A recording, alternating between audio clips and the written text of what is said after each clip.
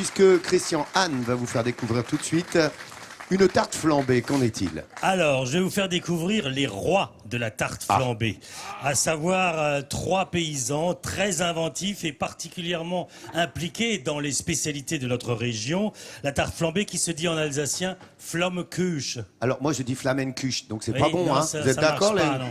Ok, Kuche. vous pouvez vous moquer, d'accord. Voilà, c'est une diphtongue qui n'a jamais traversé les Vosges et que nous gardons pour nous. Comme la tarte flambée, celle-ci on la partage, puisque c'est un mets qui se partage entre amis. Normalement, on ne la sert pas individuellement en Alsace, on la sert toujours pour une tablée de 6 personnes. Alors là, on va partir à la rencontre de la famille Adam à Wallenheim. Eux, ils ont inventé la tarte flambée en kit. Ils en vendent 5 millions par an. Ouf, Ça a été le grand succès du Salon de l'Agriculture cette année. On part tout de suite en dégustation avec Anne-Laure Herbet.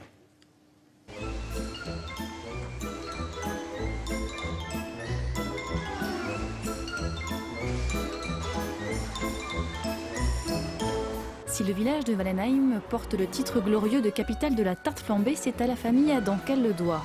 Dans cette unité de production, 5 millions de fonds de tarte ont été écoulés en 2013. Une recette maison, élaborée, testée, améliorée. Je suis en train de voir si elle est moelleuse et pas cassante. Et il y travaille jour et nuit. Alors on essaye le jour, on réfléchit la nuit et puis voilà, on avance comme ça. Didier, c'est la tête pensante de la famille. C'est lui qui a mis au point ces machines incroyables. Je suis un peu fier que le matériel et le produit ils se vendent aussi bien. C'est qu'on est arrivé à notre objectif en fait. Innover toujours, alors la vente directe. Ça fait belle lurette que Didier et ses 2 frères la pratiquent en essayant de sans cesse se renouveler. Dans les années 90, lorsque papa a pris la retraite, nous sommes dit avec mes 2 frères que ça y est, c'est bon, il faut maintenant lancer nos produits et y aller. Surtout que nous étions encore jeunes à l'époque. Et jeunes, ils le sont restés. Leur boutique de 250 mètres carrés propose les produits de leur ferme et des fermes environnantes. Et depuis peu, ils se sont improvisés traiteurs avec l'ambition de développer cette activité.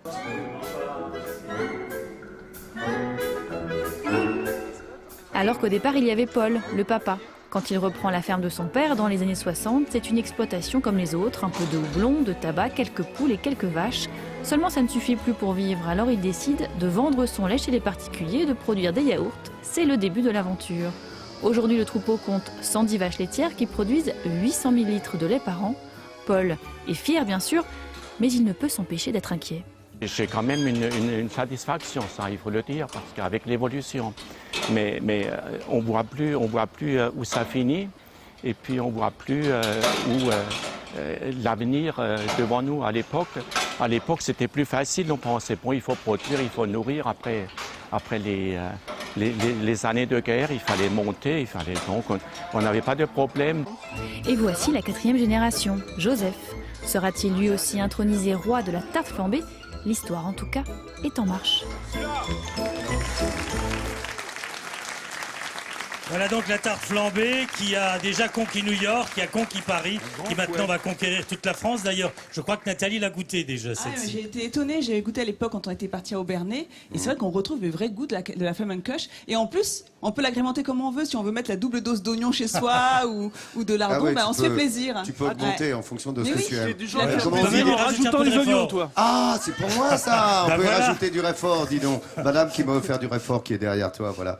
Merci beaucoup, madame, qui nous a offert du bon réfort. Comment on dit déjà, Flammekuche. Flammekuche. Voilà. Voilà, vous apprendrez à le dire à la maison. Seb. 5 millions par an, ça fait j'ai fait le calcul, ça fait 17 000 par jour, quand même. Tu les mangerais? Ça fait 12 à la minute. Si ils en... C'est incroyable. 12 à la minute. Oui, tu as calculé ça en 2 secondes comme ça? Ouais. Ah ouais, non mais le gars, c'est le professeur, je te le rappelle. D'ailleurs, il y a des femmes qui beaucoup de cher en bijoux. Nathalie Schrenn, c'est double dose d'oignons pour lui faire plaisir. Donc, il y a des oignons. J'ai un estomac sur pattes, que veux-tu? C'est vrai que c'est elle qui grignote le plus de l'équipe. Voilà, je balance, je vends. Voilà, c'est les coulisses de Midi en France.